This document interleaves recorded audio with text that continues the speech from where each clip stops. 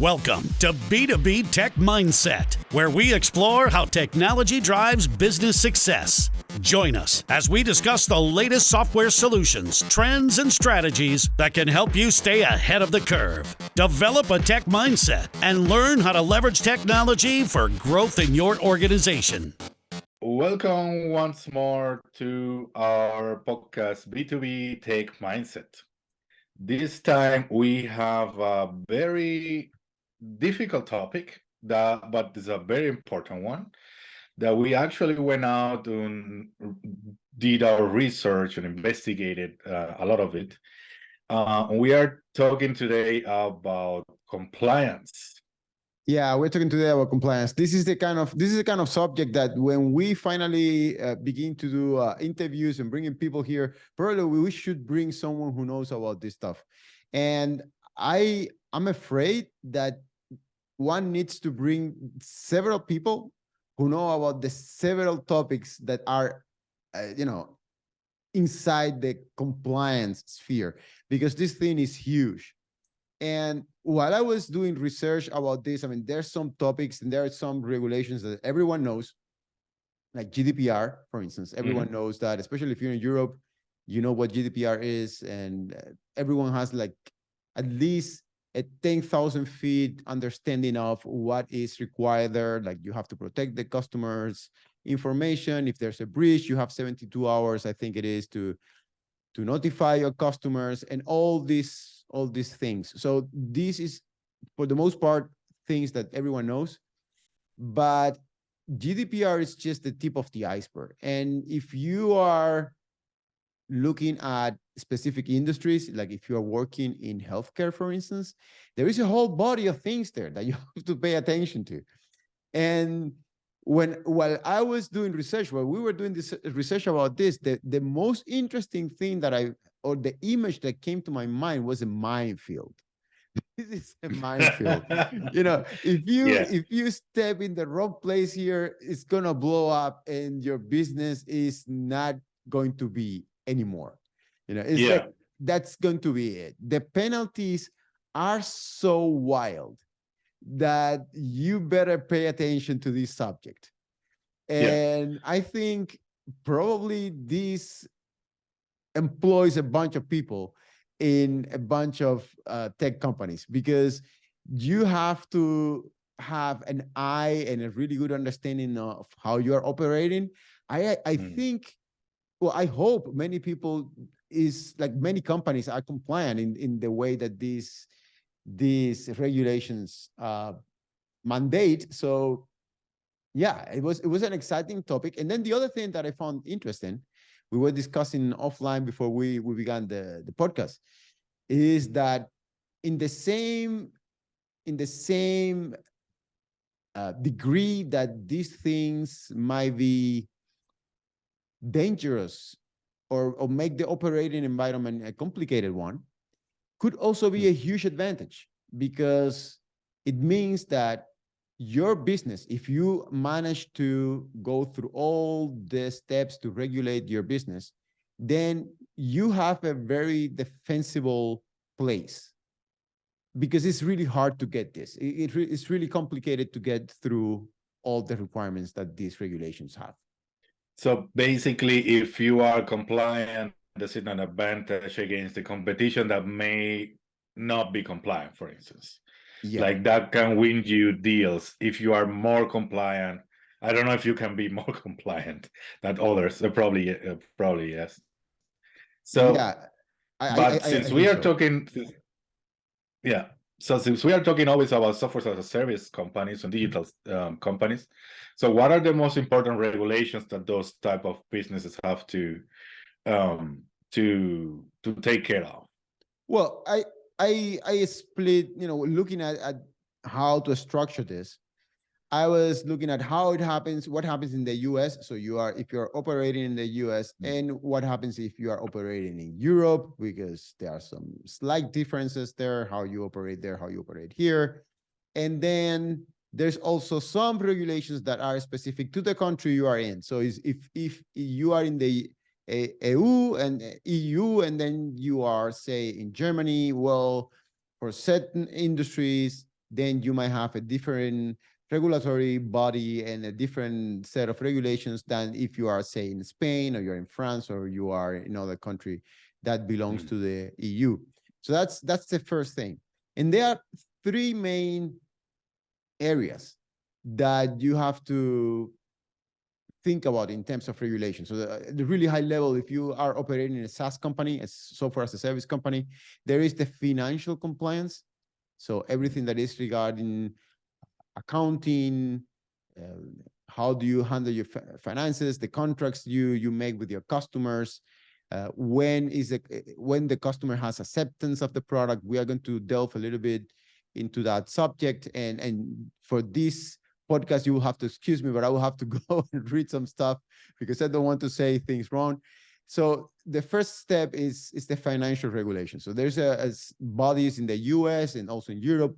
Sometimes they converge, and by convergence here is meant that they are similar or they overlap, and some of them are not convergent. So some things are different in the US and in Europe or in the European Union.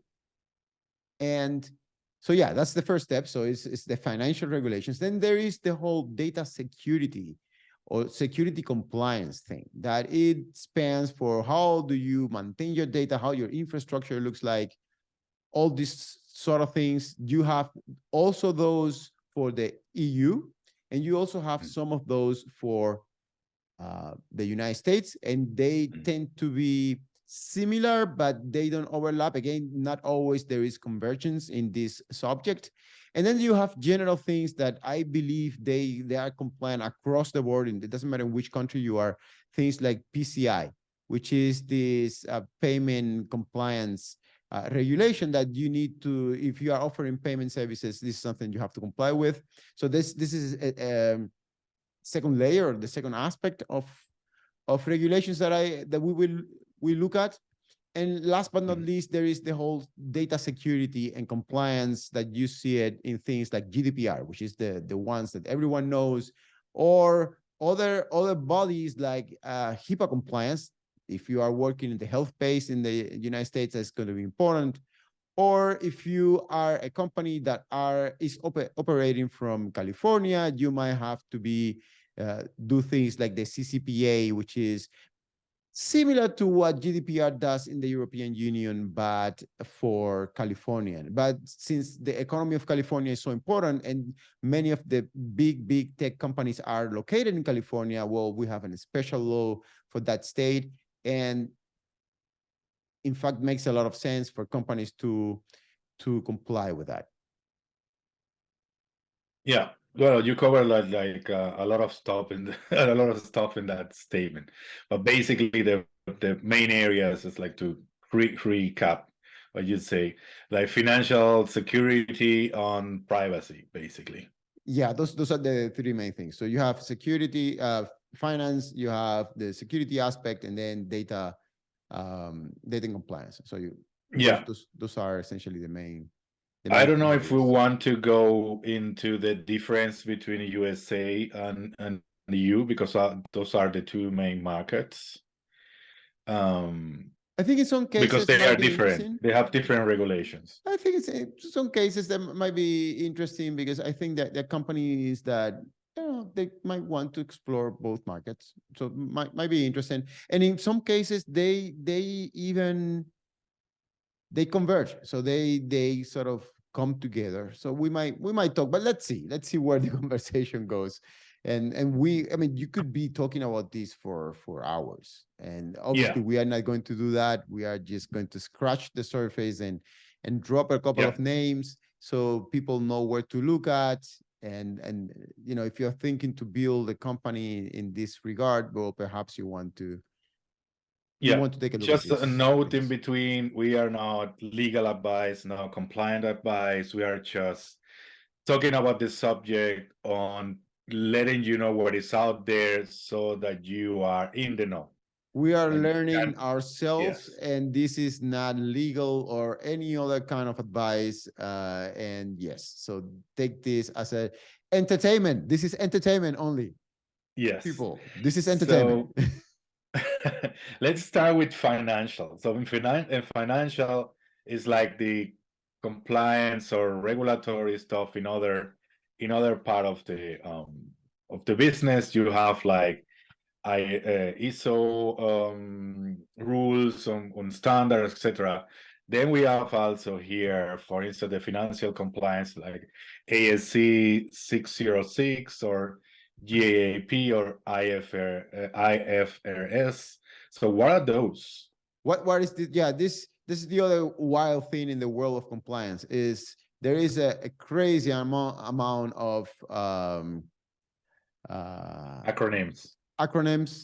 It's just insane, and it's really hard to keep pace with it. So I will go slow, and I will try to explain what this is. So the first one that is really important is something that you only see it in the US, is the accounting standards codification. That is the ASC, and there is a particular body of regulation which is the ASC 606, but this applies to the US.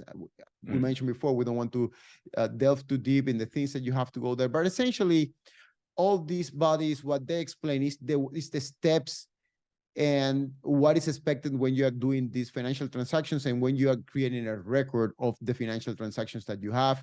And this is not surprising. I mean, it's not surprisingly, but this is regulated. So you just cannot go out there and do some crazy stuff. You need a process to deliver your products and services.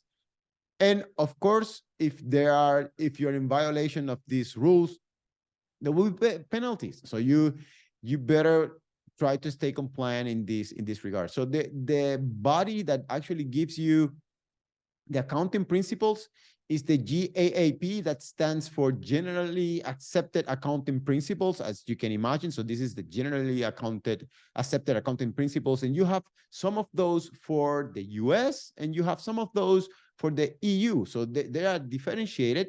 And in many cases, they are not convergent. So you really need to understand what is doing what.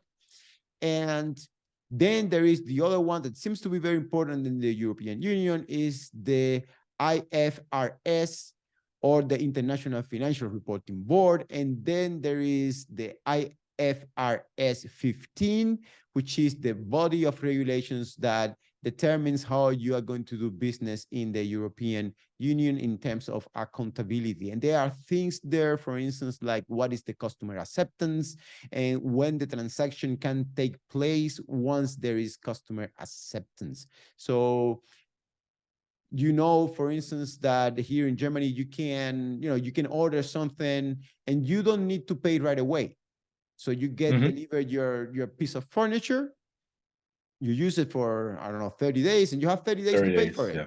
And what this means, so this happens because you have this regulatory body that is telling you, no, in order to commit to have a transaction, you need to have customer acceptance. And that has to be clearly defined in the contract that you are having with your customer. And you have to also explicitly mention how the customer is going to take over that property. So there's a whole set of principles on how these transactions are going to take place. And that's part of the IFRS, or the International Financial Reporting Board, the chapter 15 or the paragraph 15. Yeah. So, yeah, I remember. So I guess like companies that sell stuff online that you pay when you order, they have something in the contract that you don't read or you sign when you register. Like they say that you actually let go of that right of paying later. So yeah, unless you explicitly select like paying later.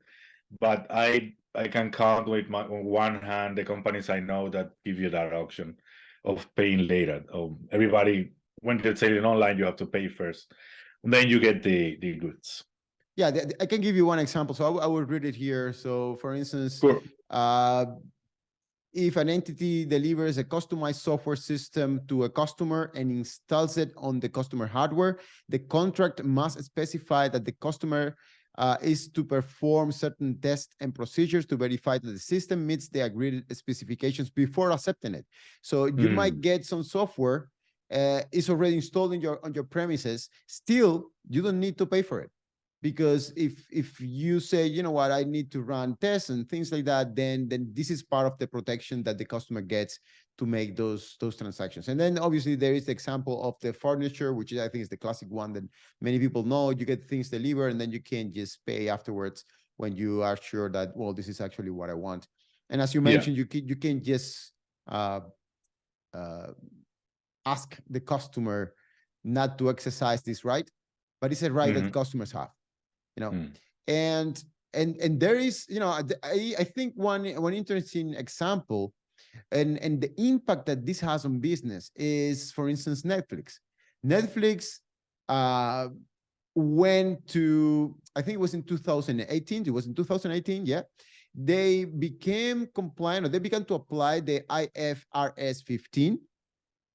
And what that meant is that at the beginning, Facebook were charging customers at the beginning of the month before the consumption. And then in 2018, they decided to do it afterwards. So after they offer the service. And as a result, they became, you know, compliant with this regulation. And obviously there were more transparency in their finances and in how the business was operating. However, there were a couple of negative impacts in terms of the finances, not in a regulatory sense, but in terms of how the business was operating and how the accounting was operating.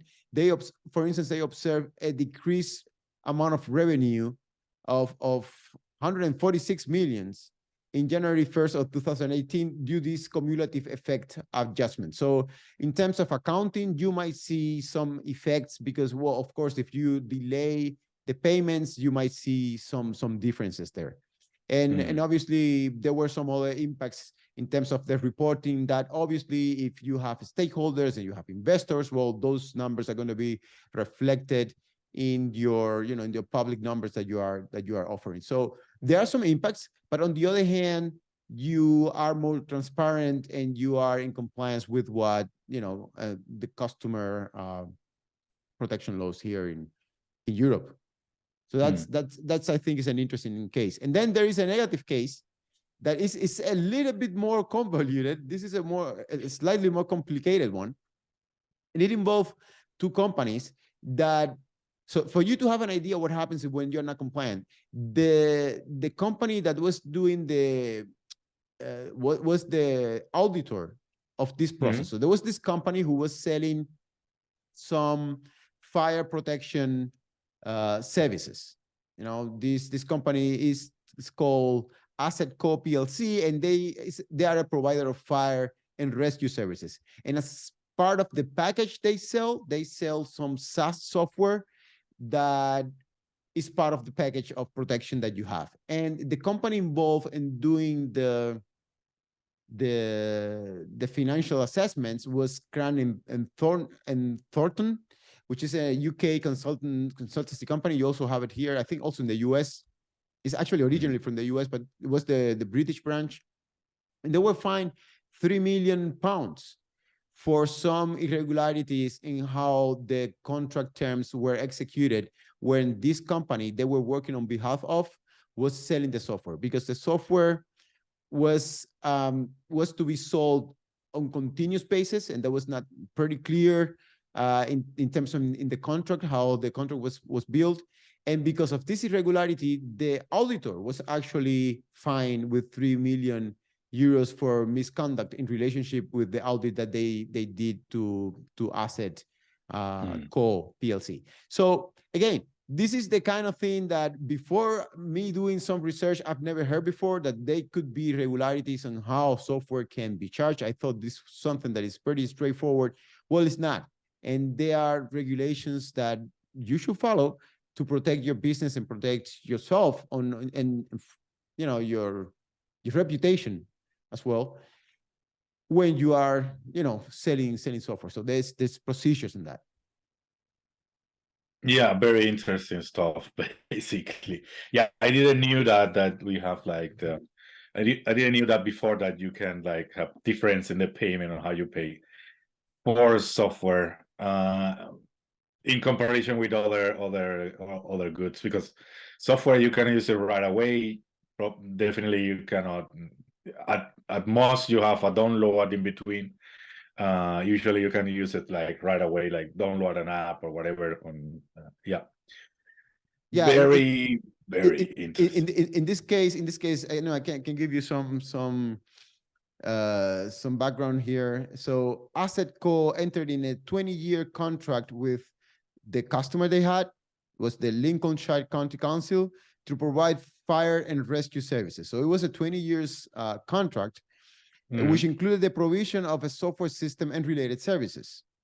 And during this, AssetCo recognized revenue from this contract based on the percentage of completion method, using costs incurred as a measure of progress. So they will be charged progressively. However, the company who is doing the audition, so GT, so Grant Thornton, did not obtain sufficient audit evidence to support this method of revenue recognition. And for this reason, for this irregularity, then they got fined £3 million, which is a significant penalty for, you know, some technicality. Yeah. And I think this is particularly important because you see it here. This is and how you say that, open service, so public service. So if you are in a public service area, I think you have to be particularly careful how you manage. How you manage the things.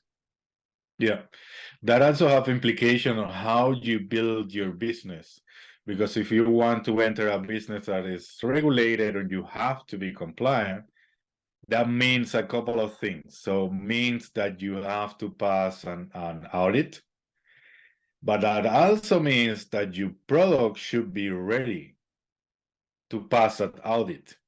So all these methodologies about lean, startup, and whatever, that doesn't apply in a regulated environment.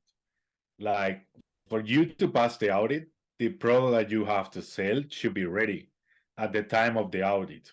So that means that you have to build your product beforehand without selling any license. After that, pay for the audit, because the audit are not free. And then if you get like a satisfactory result on the audit, then you can sell it. So there is a period of uncertainty there to enter a regulated environment. But since there is difficult to do that, the competition is less, of course. Yeah, I think that's the trade-off with all these things that are, you know, are related to regulation, that it makes the bar much higher for competitors to enter. So yeah, might be something positive, but on the other hand, especially if you are working in public service and you are selling to governments, then probably, especially these financial regulations is something that you really look after. You know, if you're selling to customers, you can waive their rights, or you can make them sign up. But if you're working with the governments on communes and that kind of customer, then you better have to get these things straight. And it begins with the finance part,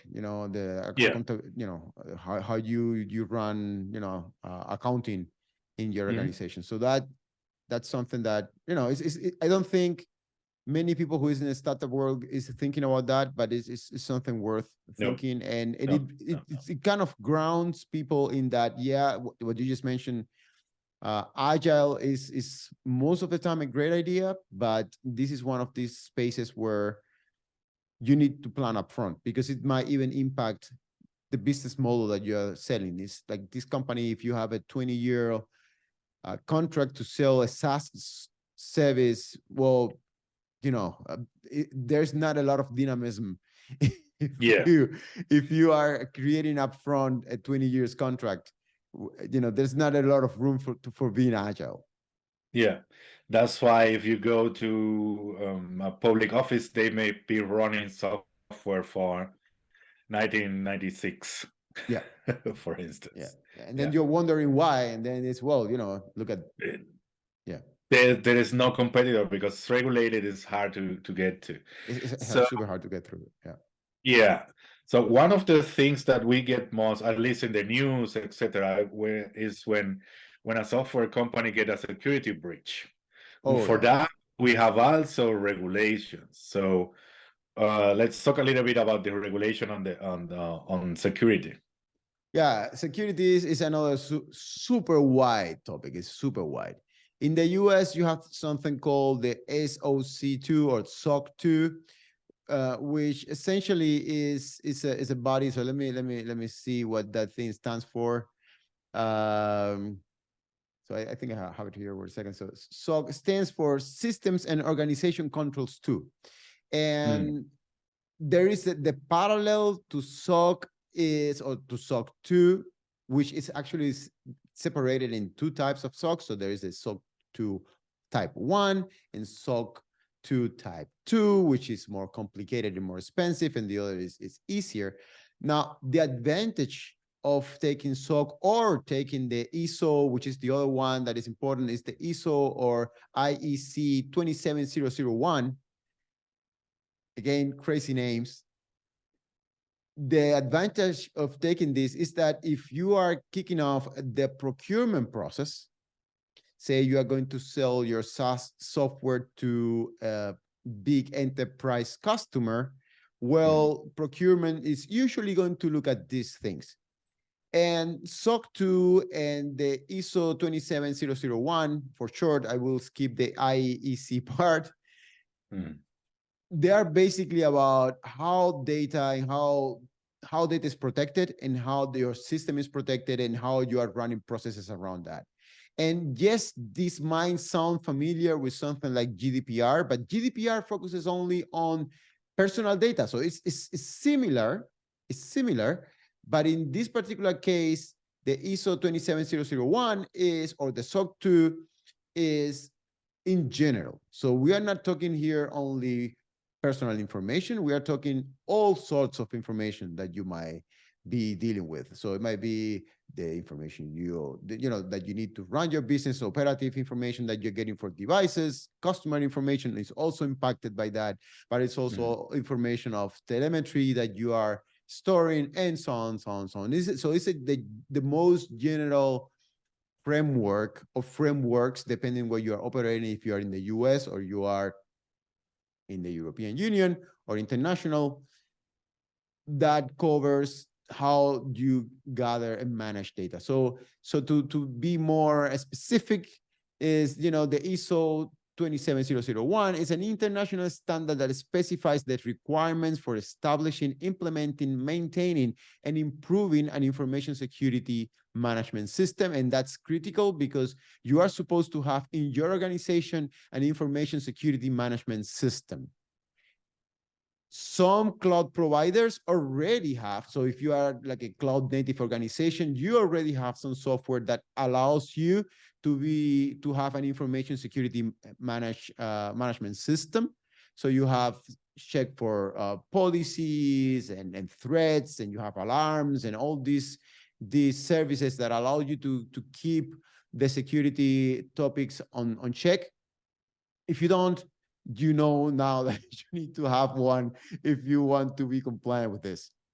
SOC 2 is very similar. So SOC 2 is about security, availability, processing integrity, confidentiality, and privacy of its systems and the data process by that system. And again, this goes beyond the personal information, but it also includes that. And going through a procurement process is important to be compliant with this. I was looking not that long ago, someone in YouTube was talking about how much it costs. I mean, they were referring specifically for SOC 2, it in some cases might be around 40K to do that. And you might actually have auditors come to your company, consultants, making sure that you are compliant with that process and they actually know how to make you compliant.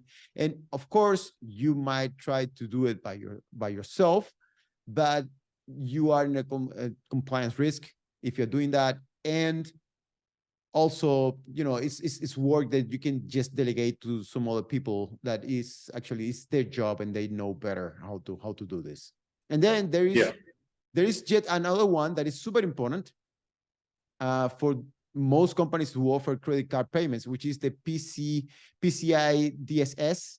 And that stands for, because I recall that one because I was in the gaming industry, and that was critical there. PCI stands for Payment Card Industry Data Security Standard, and it covers how the payment information is being stored. And I will read what it actually encompass, because I think that one is a pretty important one. And I recall when I was working in the gaming industry that audits come often, and you have to prove that you are compliant with that. And there's a certain level of flexibility, but there's also a number of rules that have to be applied. So PCI DSS, or again, Payment Card Industry Data Security Standard, consists of 12 requirements and more than 200 controls that cover areas such as firewall configuration, encryption, access control, vulnerability management, monitoring testing, and incident response. PCI DSS compliance is mandatory for any organization that handles payment card data, and it's validated by either a self-assessment questionnaire, a so-called SAQ, or an external audit by a qualified security assessor, QSA. And the interesting thing about the self-assessment is that while you might self-assess yourself that you are saying that you are compliant with PCI, if you fail because there was a breach or there was a problem, then you are liable for this. So again, it's a really slippery slope to walk if you decide to do this compliant thing for yourself. Yeah. What is like, if you can resume all that, because all the acronyms, all the stuff may throw people off.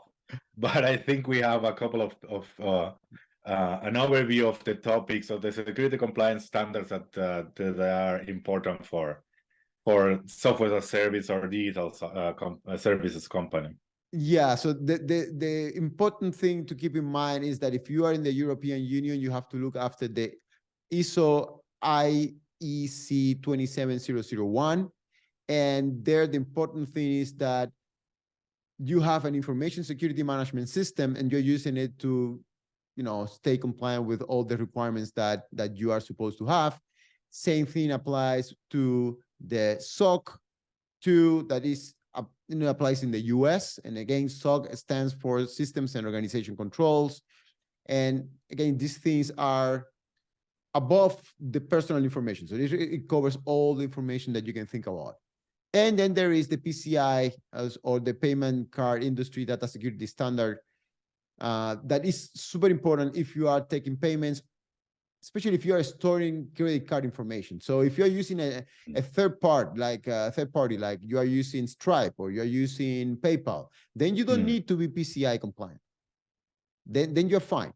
But the second that you are storing those credit cards and you are connecting directly to a bank to do those transactions, or you're connecting directly to Visa or MasterCard or whatever other credit card service provider, then you need to be PCI compliant, and then you need to go through this self-assessment and so on. So yeah, security is a very important topic. So what example we find, like a good example of people handling all the regulation and compliance stuff regarding security?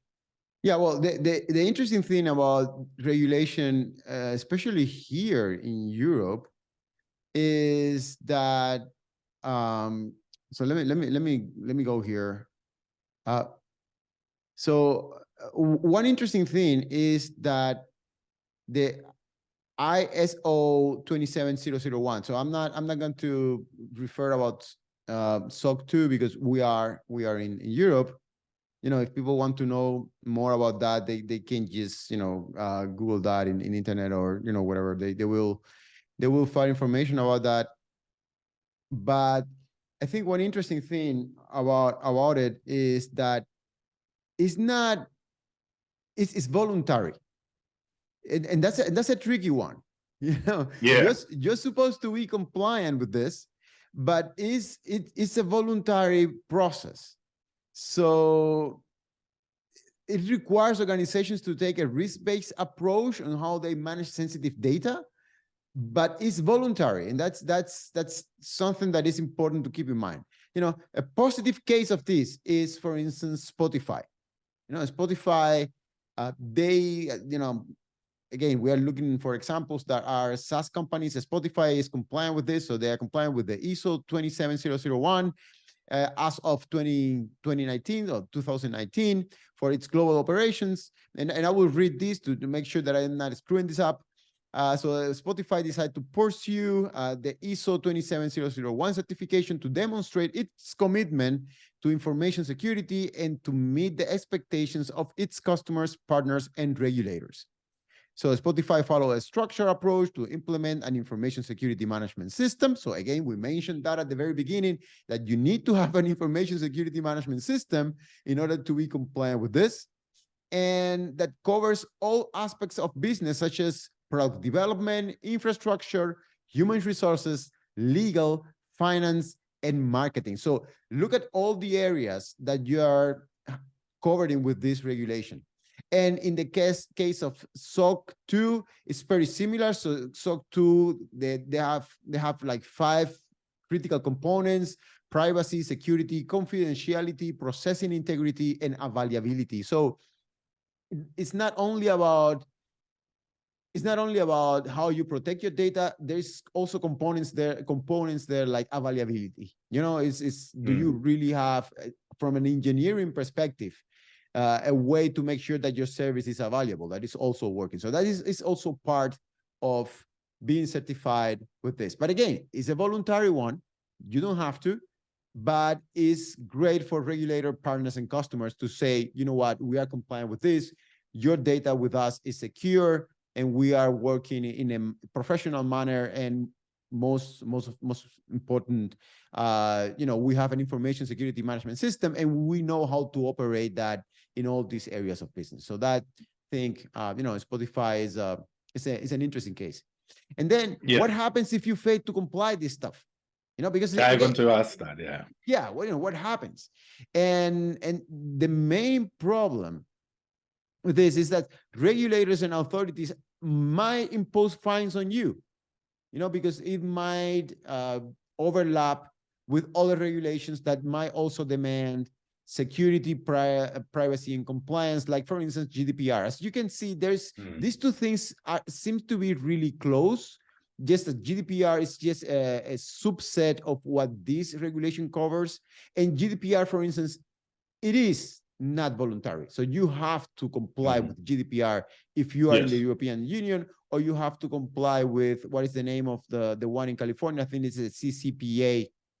Yeah, CCPA. Yeah, it's the CCPA, if the one in California. So you have to comply with that. So that's not an optional one. So again, it's healthy if you have this. And if if you're not compliant also, and you had this certification before, the certification might be retired from you. So the certification body that gives this to you might retire that certification from you. That might also happen. But I think most importantly, and same as we discussed in the last episode when we talk about sustainability, is about the customers or partners might terminate the contracts or agreements if you are not compliant. It's about your image. It's about your perception in the market. It's about how serious you conduct business. So for that reason, they are not direct penalties, as in the case of GDPR or the case of, fail to comply with HIPAA, that we're going to go there next. But again, you have a reputational damage or a reputational risk, and you might also have some fines because of, parallel regulations that might overlap with the points that this standard covers. Yeah. We have been talking about like information security management system all the time for the people listening. What is an information security management system and what everything that entails is defined in the ISO 27001 that we have also mentioning all the time, but that is what defines what an information security management system is. So you can find all that information in there. And again, if you're using a cloud provider, there's a lot probably of there's a lot of these regulations that first are going to be supported. So if you are using some productivity suite, you have to check if it's compliant with all these regulations. Most of them are, at least the important big ones. The big ones are compliant with that. And also, if you are operating in a platform, in a cloud provider, in a hyperscaler provider, well, usually the infrastructure is compliant with the things, and they offer services. I think we mentioned this before, but repeat it again because it's important. They offer services that support you in having an information management system, so you just stay compliant. So you have risk and policies. You can monitor them, and you can actually make sure that you just stay on the safe side. Yeah. So we have also been talking about GDPR and how these things are related and stuff. I mean, it's been a minute since we have GDPR here in Europe, but I guess a lot of people are confused how all these compliance regulation and standard overlap with GDPR actually. Yeah. So I think to get started with this, I think it's interesting to talk about, since we were discussing the scope of the ISO 27001, I think in Europe particularly, it would be interesting to discuss how is this similar and how this differs from GDPR. No? I think one of the things that people are really aware of is what happens when there is a breach. And for GDPR, for instance, well, let me go through the whole thing. So both the ISO and ISO 27001 and GDPR both require breach notification. So if you are compliant with any of these two things, you need to notify in 72 hours, but they are at the different levels. So you must notify, so for both, you must notify supervisory authorities of a breach of personal data within 72 hours of discovering it. ISO 27001 also requires organizations to notify relevant internal and external parties of any information security incidents that affect their ISMS, so the Information Security Management System. But GDPR also requires organizations to notify data subjects of a breach if it poses a high risk to their rights and freedoms. So GDPR basically is telling you, well, you also have to notify not only internally, but you also have to notify your external customers about the breach. So that's an important difference. Of course, the ISO 27001 encompasses data that is not only personal information. So for that reason, GDPR expands beyond that, but 72 hours applies for both of them. Then there is the certification aspect. ISO 27001 certification is issued, but an accredited certification body after an audit of the organization information security management system, and the certification is valid for 3 years and requires regular surveillance audits. GDPR does not provide a certification scheme for compliance, but it encourages the use of codes of conduct and certification mechanisms as a way to demonstrate compliance. So that is also an important difference between the two. The one needs, you need to refresh that certification. You have to go through the audit process. GDPR doesn't. You can't just launch your product and you're good. But again, I think it's a very healthy practice to make sure that you are GDPR compliant. Yeah, I mean, GDPR is like you can declare that you are GDPR compliant, and you will not get audited right away, but only if someone complains that you are not, then you will get investigated and probably fined if you are not GDPR compliant. And actually, one of the rights that the end consumer have with these GDPR rules is like you can request all your information, like to be delivered to you. All the information that a company have regarding you as a customer with that company. I actually did that when I quit my Facebook account a couple of years ago or a couple of months ago. I don't remember. I don't miss it anyway. So when I actually download, I requested all my data to be available to me. So it took like 2 weeks to get all together, and after that was like 3 GB of data or two. It wasn't the gigabytes amount. It was like all the clicks, all the pictures, all the comments, all the scrolls, everything. It was in there. How you get that in is it a CSV file? Is it a text file? How you get that? No, it was a zip file with a folder structure with a bunch of different formats in there. So it was not like I mean, you could make sense of it if you wanted to. It was readable. So this other thing have to be readable for you. So they cannot put you like, so here you go, it's binary data. So it's human readable. Yeah, you can figure out the stuff that they were saving. Yeah.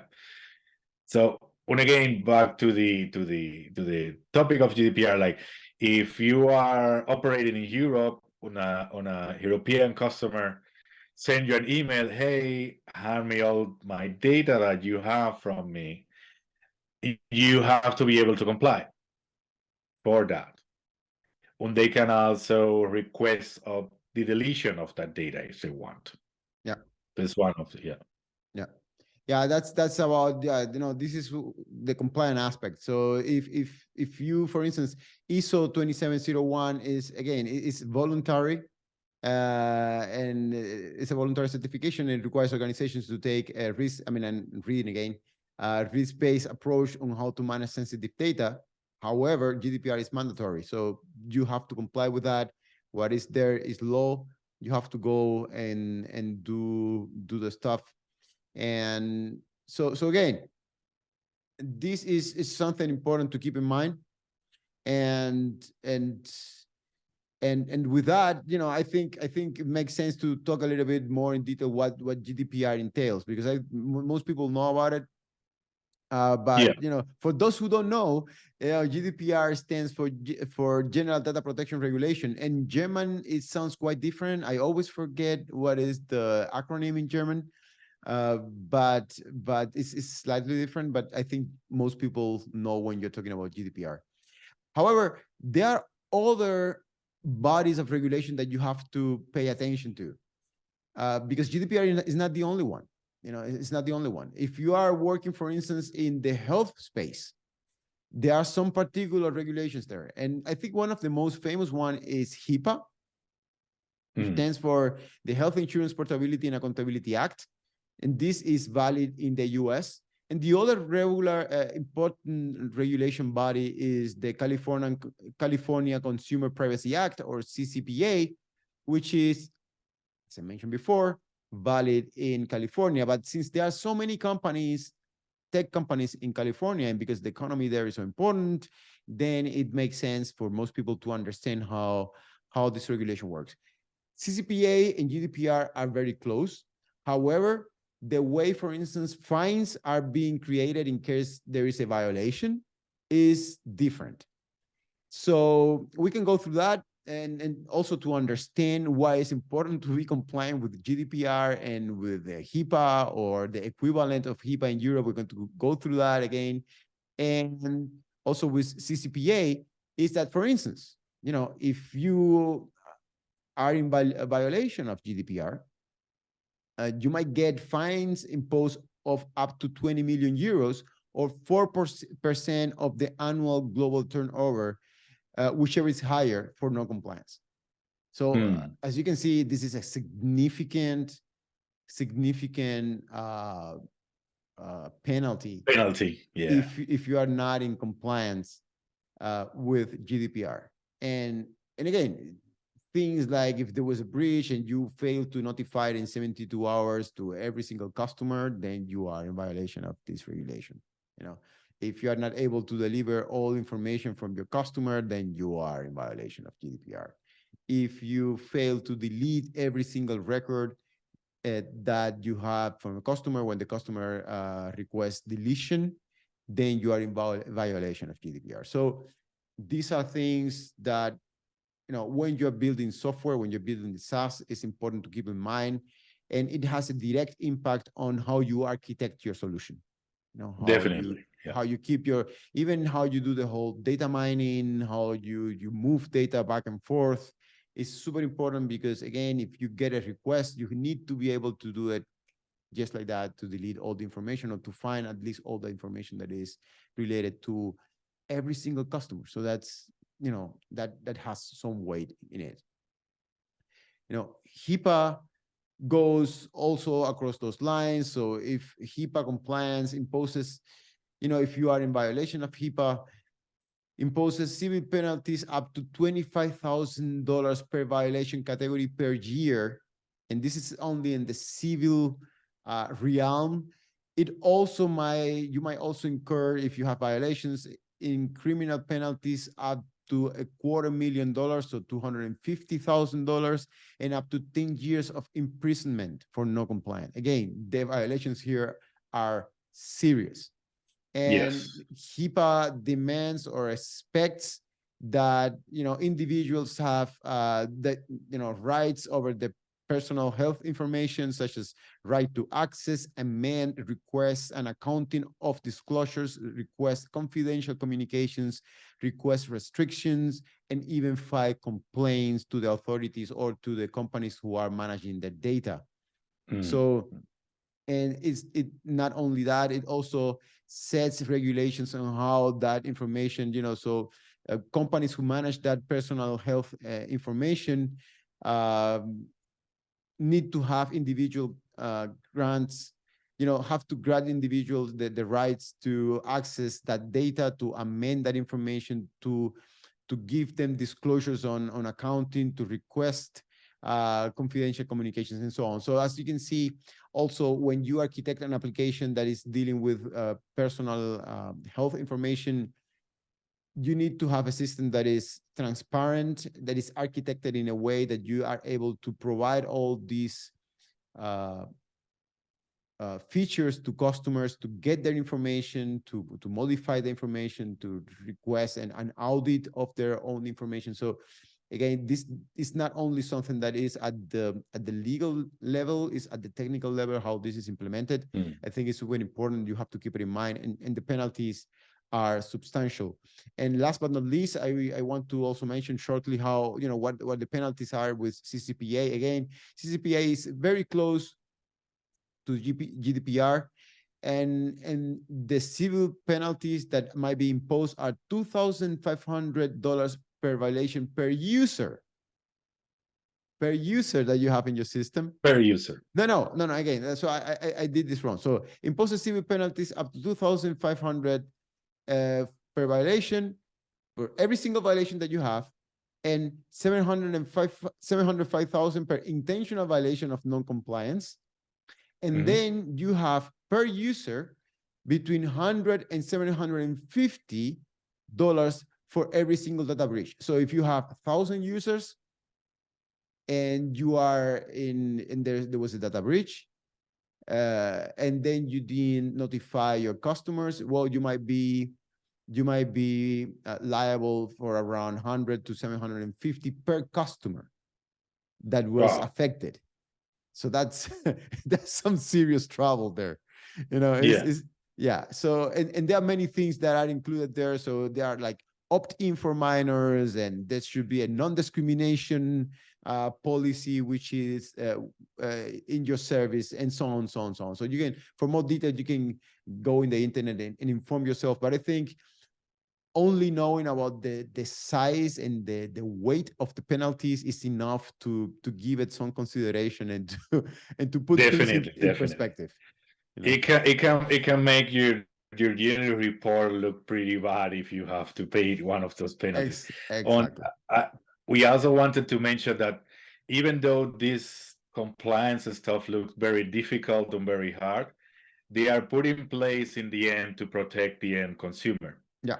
So that your information is not running around and companies are selling your information left and right. There are some companies that are doing that without you even knowing it, but they are on violation. And if they get caught, they have to pay these fines if they operate in the regulated markets.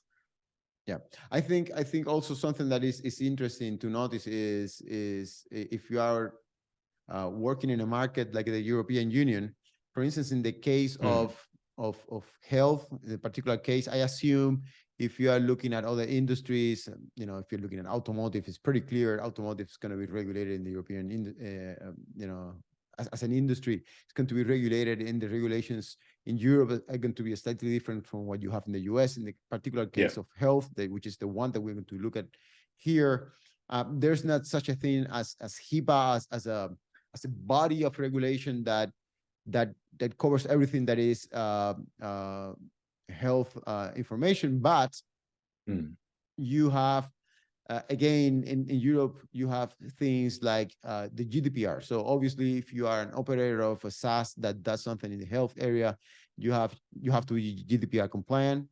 So that's a no-brainer. There is also the NIS directive, you know, which is the Directive of Security of Network and Information Systems. That is also European-wide and actually looks at how these systems are built and what are the technical specifications and you know discusses topics about cybersecurity, among other things. And it also so it looks after not only about healthcare, so it also looks about energy, transport, banking, digital infrastructure, among other things. And then if you have also things like marketplaces, cloud computing services, search engines, and so on in the US, they have to follow this directive. So this is pretty wide. And again, it not only touches on health, but its health is also affected by this directive.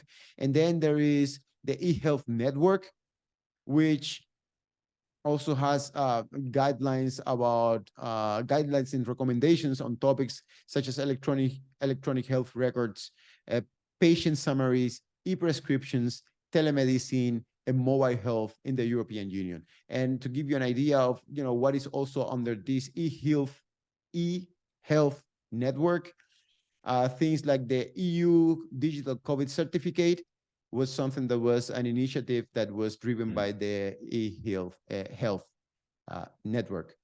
So again, there is not such a thing as HIPAA in the EU, but there are these different things. GDPR again, NIS directive, and the eHealth network. And then there is a second layer beneath that, which is what happens at the country level. So in the European Union, the regulations for health information are controlled at the European level. So again, in Germany, for instance, you have GDPR as the high level regulation, but then you also have in Germany the PDSG, which stands for the Patient Data Protection Act. So PDSG obviously is in German, not in English. The translation was Patient Data Protection Act. And also is particular focus on the area of health. And to give you an idea of the kind of penalties that you might be paying if people customers or companies are in violation of this, it might impose civil penalties up to 300,000 euros per violation for non-compliance, and statutory damages for 100 to 500 euros per patient per incident for data breaches.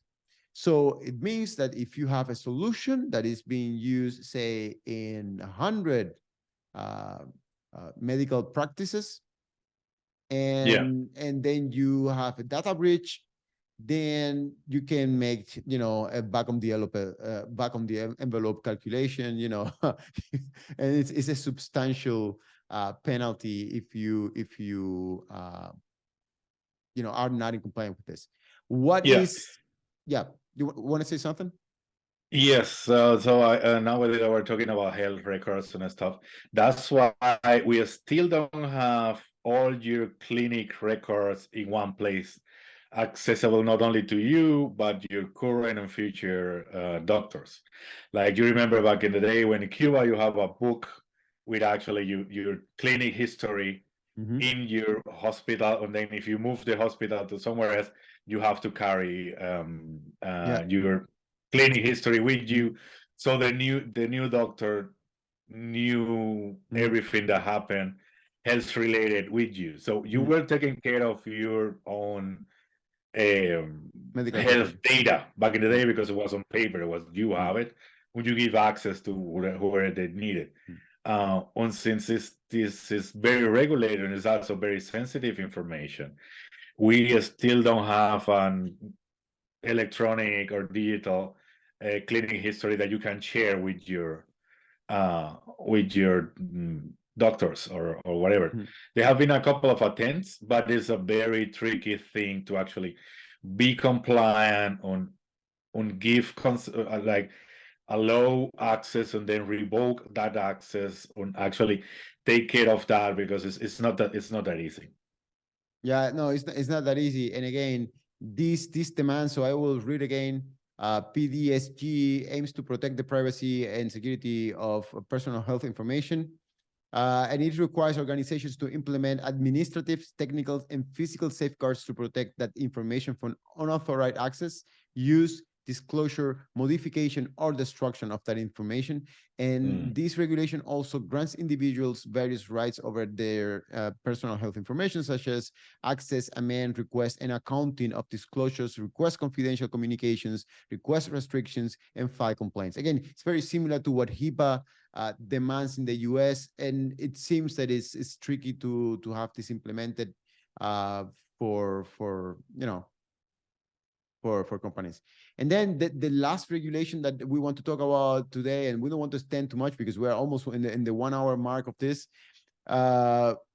is the BDSG, which stands for Federal Data Protection Act. Again, this is a personal data, this is a law that applies to organizations that process personal data for individuals in Germany. So this is competing with GDPR in some regard, and it requires organizations to comply with the principles of data protection by design and by default. So let me see again. So BDSGG requires organizations to comply with the principles of data protection by design and by default. Data minimization, purpose limitation, accuracy, storage limitation, integrity, confidentiality, and accountability. And again, this grants the individuals various different rights. For companies who are not in compliance of this, they are the same penalties that are applied for GDPR violations, which means 20 million euros or 4% of the annual global turnover, whatever is bigger, or for non-compliance only with the BDSG provisions, so with the Federal Data Protection Act, and again, this is only in Germany, you are going to be fined 10 million euros or 2% of the annual global turnover of the company that came in the violation. So again, you see, especially if you're working with personal information in the European Union, particularly in the health area, penalties can be significant, and then make sense to think about how to create systems where first, data is well protected, second, is valuable. And those two things, might seem like a contradiction, but it shouldn't be when you are creating such a system. And again, this can give you a pretty defensive space to run your business. Yeah, I think we have covered a lot of ground with this. Even if it is an endless topic with a lot of details, depending on the market you are, on how regulated your target is. But I think we can wrap up with two examples, like one negative and one positive about the GDPR. Yeah, we can. Yeah, let's do that just to end in a happy note. So I will go first with Yes. bad example. Okay, so to finish in a positive note, we want to go first with the negative example of violation, which was Zoom. I mean, a lot of people use Zoom, but Zoom was in violation of GDPR in the European Union, and the reason was it was sharing. This happened in 2020. And it was a public case, and because it was sharing information with Facebook and Google, not really sure, but I will assume it's tracking information. You have analytics included there, and they provide to give adequate encryption security measures. I think this was very relevant on the press, so this was widely discussed. And then they were also misleading about the level of encryption they were providing. So it was not only that they were not giving the right security measures, but they were also misleading in that regard. And they didn't inform the authorities when a breach occurred. So, there you have an example, and they were obviously liable for that. And to end in a positive note, there is a case of NetApp. NetApp is a storage provider company, and they have a solution that is called NetApp Cloud Compliance. And NetApp Cloud Compliance is actually something that helps the company and other companies to stay compliant in terms of GDPR. So if a customer makes a request, it helps you to keep these things in a more manageable way. So those are the two examples that we want to bring. And again, just to summarize this, compliance is a really important topic.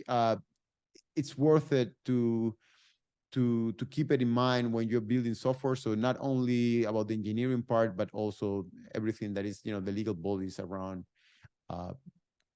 operating your business. Yeah. And with that, we're gonna wrap this chapter up. I hope you gain a little bit more information about compliance, so that will help you in your day-to-day business or to run your business. As always, you can contact us with the email that will be showing over here. Write us a comment, give us a like, share with your friends that also run businesses in the digital space. See you in the next chapter. Yeah, and I brought the lights in again because it was too late. Okay, see you then. Bye-bye.